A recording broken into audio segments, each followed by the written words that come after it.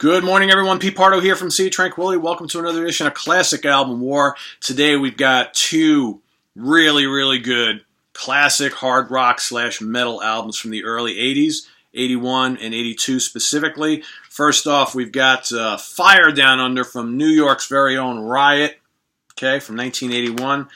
A year later, Hayward, California's YNT, Black Tiger. Look at that spectacular cover, right? How about the guys in the band, right? There we go. There we go. Okay. Two really cool albums. Kind of different, kind of similar, right? They're both these bands, I think, should have been a lot bigger. Okay, that's kind of been the theme the last couple days, right? Bands that should have been huge. Well-known, popular bands, but for the most part, in most areas of the world, neither one of these bands really got past the kind of opening act, so to speak. At least on the larger venue level, can headline clubs just about anywhere. But both bands, I think, super talented, that really deserved a lot better than the kind of slightly above cult status that they achieved. But YNT especially had some hit singles in the 80s, had some fairly decent selling albums. Riot, unfortunately, they changed members so often, it was kind of hard to kind of keep that momentum going. But I think, let's take a look at this album first here.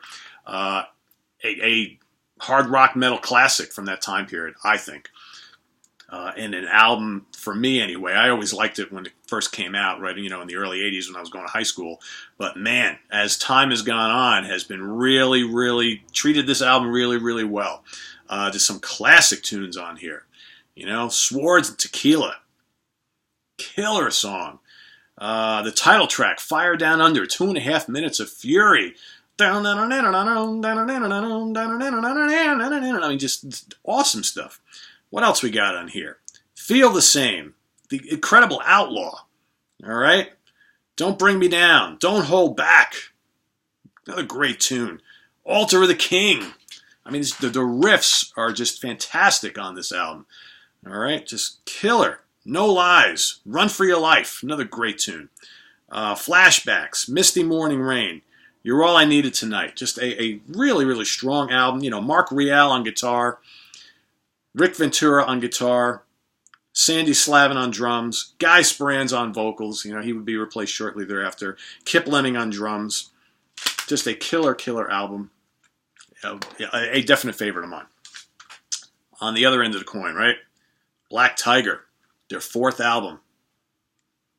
Follows for me what I think might be a better album than Earthshaker. This album is sandwiched between Earthshaker and Mean Streak, which are all three really strong, okay? But I do like those first two albums when they were still going by the name Yesterday and Today. Those are really good because those are they have a definite 70s vibe, okay, like a definitely 70s heavy blues rock vibe, and I really dig them. A lot of cool riffs on those. My buddy Sam said the first two albums remind him a little bit of a lot of UFO, which I can kind of hear that in spots, right? But this was probably the first album that started to get them attention on a national level here in the States. And then with Mean Streak, it kind of took that further. And then the next two albums, again, had some hit singles and things like that. And I think the band's kind of profile, especially here in the States, started really with this album and kind of continued on for another 3 or 4 albums. The band actually did fairly well for themselves, okay, going throughout the 80s. So this album, From the Moon, and then Open Fire, From the Moon kind of is the intro. Open Fire kills. Great song. Don't Want to Lose, another good tune. Here you're starting to hear, if you were following the band from early in their career, starting to get more metallic, those 80s vibes kind of coming into the music a bit. Hell or High Water, Smokes, great tune. Forever, catchy tune, love it. Black Tiger, the title track, amazing song. Okay, great song. Barroom Boogie, another really solid tune. My Way or the Highway, I love a lot. Winds of Change, just great stuff. In fact, Winds of Change is probably one of the underrated gems of this album. Great vocals from Dave Meniketti, and of course his killer guitar playing. Dave, a very underrated player. I remember back in the day, like in the mid late '80s, mid '80s, when Yngwie was all the rage for when he first came out on the scene. I remember Dave. You got the impression I would read all these interviews and articles in like Guitar World and Guitar Player magazine with Dave, and I think he was a little jealous. And he would always put down Yngwie, and always he would kind of scoff at some of the other shredders that were coming out in the scene. And there was like this war of words going back and forth between some of the guys. But Dave, a really good player. I always kind of, when I listen to Meniketti, it's almost like he comes from that Neil Schon school of guitar playing a little bit, because there's not many guys that sound like Neil, but I think Meniketti kind of is from that same kind of zone, so to speak, that same zip code, right?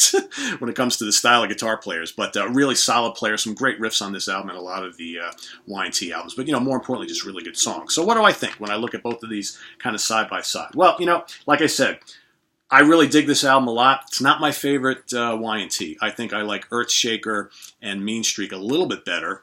Not by much, a little bit better. This is a really good album though, but it's not my favorite by Y&T. All right, but a very, very good album. Okay.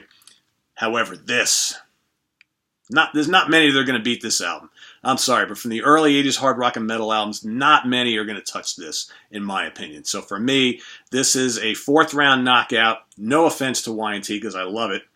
But Fire Down Under kills from start to finish. Kills, baby. Kills.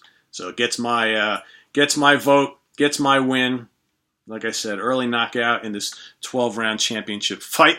But, your opinion might vary, and that's okay. There's no right or wrong reasons here. I know going on the Facebook page, there's a lot of votes for either or. Okay, it's pretty close. A lot of people loving both. A lot of people like one over the other.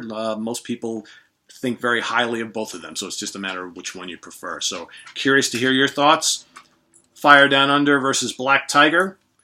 Which one has the cooler cover art, though, right? Yeah, definitely this one. This is cool, too. It's a little weird. It's got this weird kind of seal thing that's on most of their early albums, or on most of them in general, I think. But this is definitely the cooler cover art, but I like this album better. Just my personal preference. So visit us on the web at www.seatranquility.org. We're on Facebook. Go vote on today's poll. One of these two. We're on Twitter. Of course, we're on the internet. Reviews of all sorts of stuff on seatranquility.org. Almost 22,000 album, CD reviews, interviews, live concert reviews, all sorts of fun stuff. So go check it out. And we'll see you tomorrow with another classic album war. Stay tuned. Catch you then. Bye-bye.